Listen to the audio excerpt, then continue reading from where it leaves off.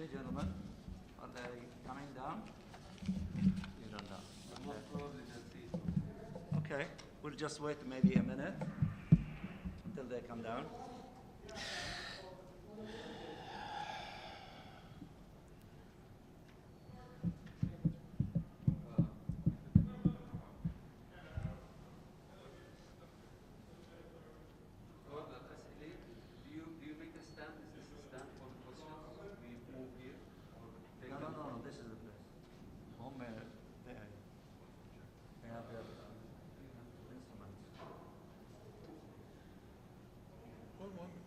فيك تبدا الان هيجوا هلا خلاص انت بس اول واحد يجي ويسال السؤال الباقي You want to ask a question?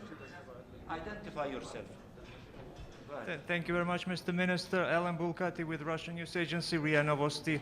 Earlier, Moscow expressed the readiness to host intra-Palestinian talks in the city, in the capital of Russia. When do you foresee such talks to happen, and when do you think the Middle East Quartet should meet at the ministerial level? Well, first of all, we know that the efforts that the Russian Federation has invested, for inter-Palestinian reconciliation is something that we do appreciate. And we do believe that Moscow has been always a good place for discussions among the Palestinian factions. Anytime that Moscow believes that it could contribute positively into this inter-Palestinian discussion for reconciliation, then we will welcome that and we will join. The fact that we know Algeria has offered, and immediately we responded positively, and everybody right now, they are in Algeria, talking and discussing, is a reflection that, we are very much eager for convening such a discussion among ourselves. So whenever we do believe that, Moscow is ready, you will see that we will be all ready for that. This is really very important. When it comes to the quartet, obviously,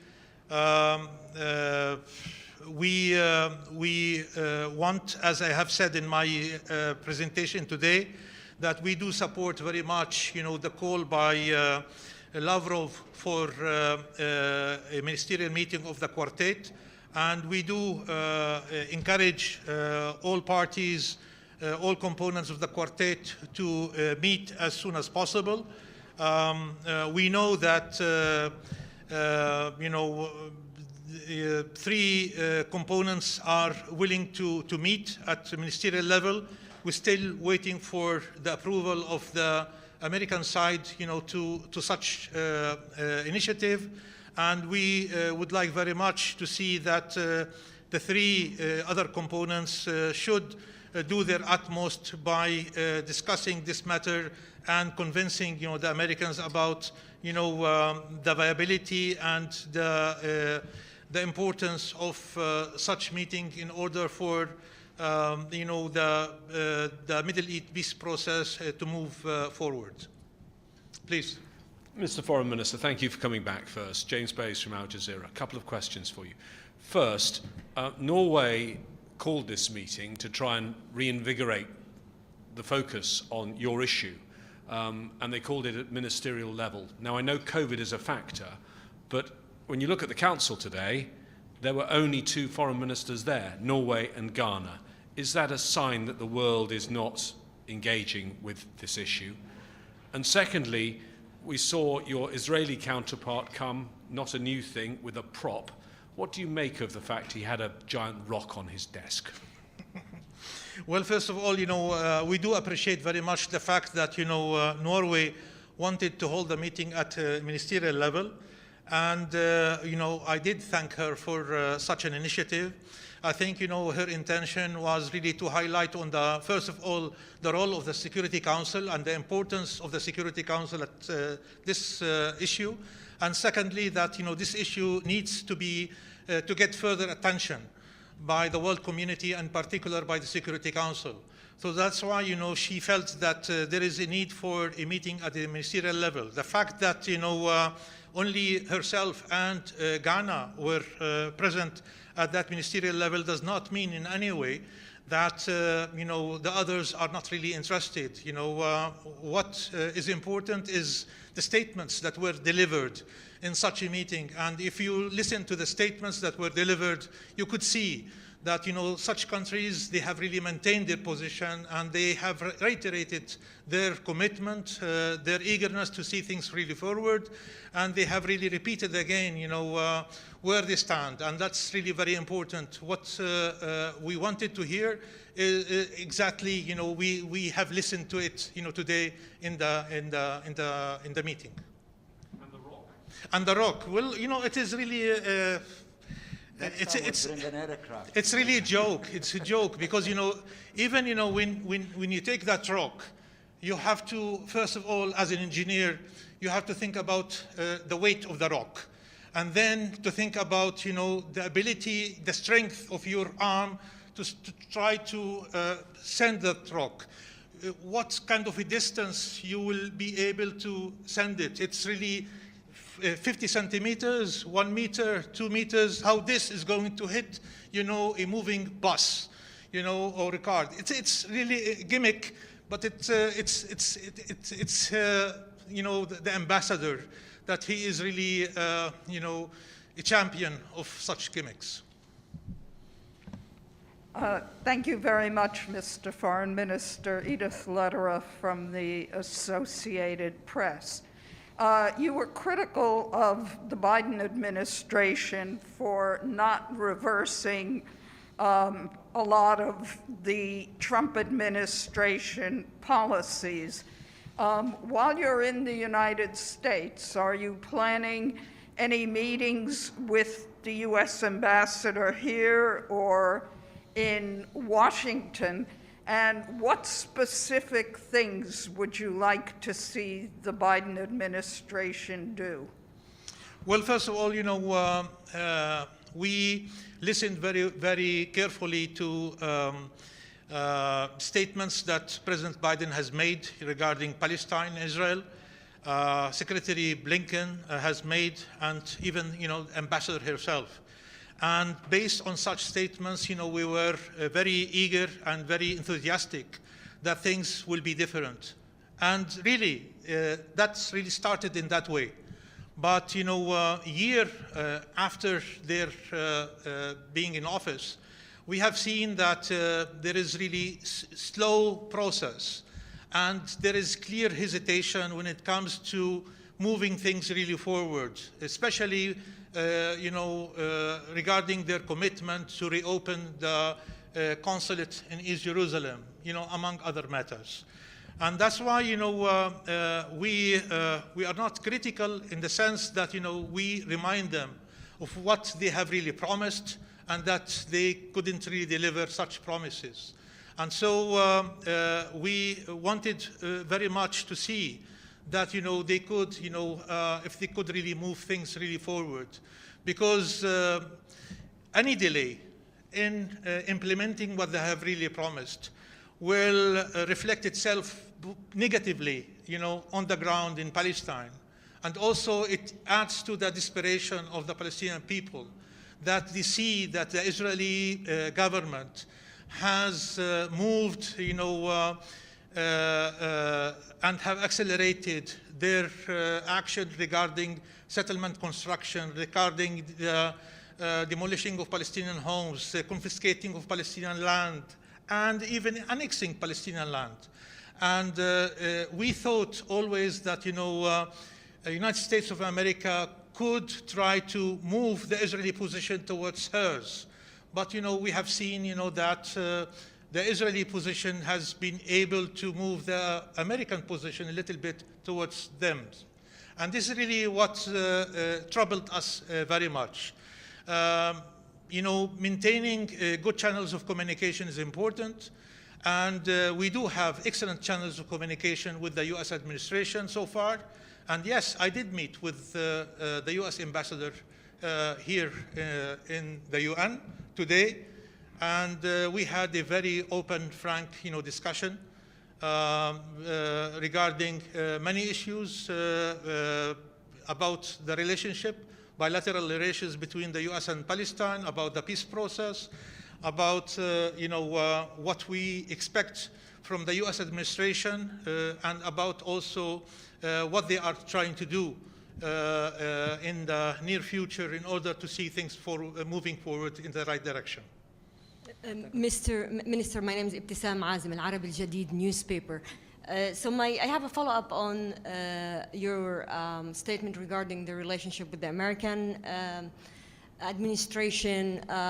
What is the next? Why is the reopening of the PLO office in DC? What's standing in front of these efforts? And my question to you. You talked about the fact that the international community is condemning the Israeli actions, but they are not doing enough. So my question to you, it is more than 70 years since the Nakba, 50 years or more than 67. You have been waiting, you have been trying. So what's next? What's your plan B if the international community is not going to put the pressure needed on Israel? Thank you so much.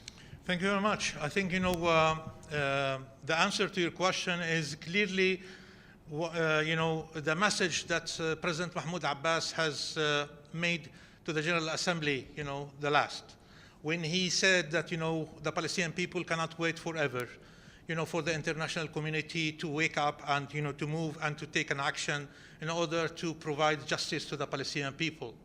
And that, every time that passes, it makes things more difficult to the Palestinians and less possible, for the implementation of the two-state solution. And that's why the president, in his,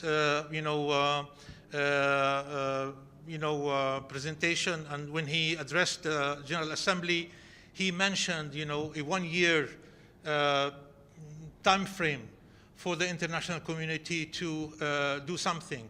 Now we are going to hold the meeting of the Central Council of the PLO early next month. And there we are going to take very important and decisive decisions.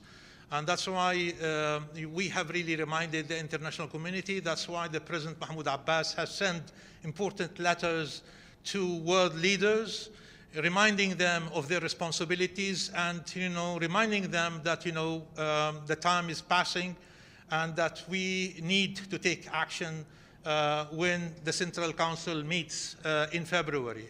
And that's why, we are not going to wait forever. February, when the Central Council meets, they will discuss all these issues, and they might take, very important decisions. What kind of decisions they will take, we don't know yet, but, there will be important decisions where we will abide by them, including President Mahmoud Abbas. And this is really very crucial and very important. And so the international community should not just, come back and tell us, why you did not wait, because, we will tell them we told you so. So I hope that things will move forward very quickly, before things get worse, and we hope that before we will convene, the Central Council, things will open up for possible rapprochement.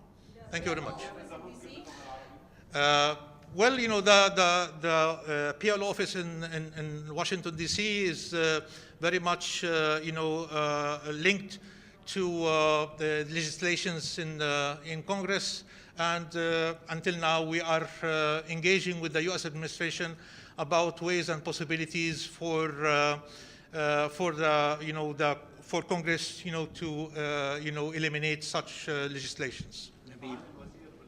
لو سمحت، يعني نلاحظ أن هناك اختلاف في بعض الخطاب الأمريكي بعدما استمعنا للسفيرة الأمريكية اليوم مقارنة بالإدارة الأمريكية السابقة. هل لمستم تغيير فعلي يعني بالمعنى العملي من جانب الولايات المتحدة في شأن الموقف من إسرائيل ويعني مدى الدعم لإسرائيل؟ نعم، هناك فرق شاسع وكبير ما بين الإدارة الحالية مقارنة بالإدارة السابقة. الإدارة السابقة كانت ترفض على الإطلاق حل الدولتين، ترفض على الإطلاق حقوق الشعب الفلسطيني، وقامت بالاعتراف بالقدس كعاصمة لدولة إسرائيل، وفي نقل السفارة، في إغلاق القنصلية الأمريكية في القدس، وفي إغلاق المكتب في واشنطن، في قطع المساعدات المالية عن السلطة، وأيضا عن الوكالة الغوث وتشغيل اللاجئين الأونروا.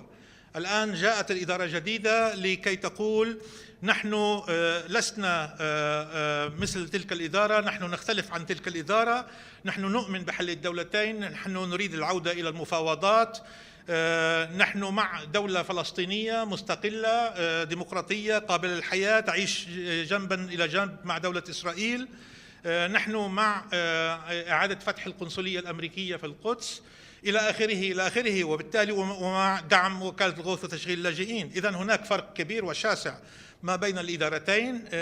نحن عندما قررنا قطع العلاقات السياسية والاتصال المباشر مع إدارة ترامب، أخذنا ذلك القرار بناء على تلك الخطوات التي قامت بها إدارة ترامب. جاءت إدارة بايدن لتقول نحن مختلفون تماما عن إدارة ترامب، وبالتالي أردنا فعلا أن نعطي الإدارة بايدن الفرصة لكي تؤكد على ذلك، وعليه أعدنا الاتصالات والعلاقات السياسية مع إدارة بايدن، ونحن على تواصل مع هذه الإدارة في كل هذه الخطوات. نعم، هناك تحرك بطيء في عديد القضايا، ولكن أيضا في نفس الوقت هناك إنجازات تم تحقيقها في هذا المجال يجب الاعتراف بها، ويجب أن نبني عليها، ويجب أن نواصل هذا الاتصال وهذا التعاون مع إدارة بايدن من أجل إقناعها بسرعة اتخاذ القرارات الأخرى، من أجل إلغاء القرارات التي اتخذت في إدارة ترامب، ومن أجل تعديل وتصحيح كل تلك العلاقات الثنائية القائمة بين الولايات المتحدة الأمريكية وبين دولة فلسطين. شكرا. شكرا.